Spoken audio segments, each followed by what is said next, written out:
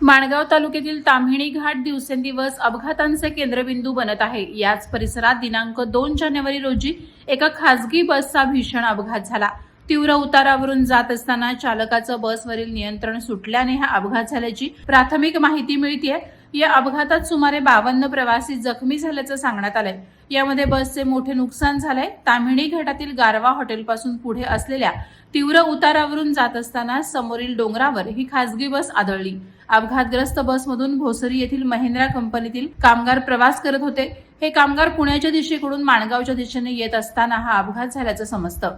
अपघाताची माहिती मिळताच माणगाव पोलीस स्टेशनचे अधिकारी आणि पोलीस कर्मचारी तात्काळ घटनास्थळी दाखल झाले।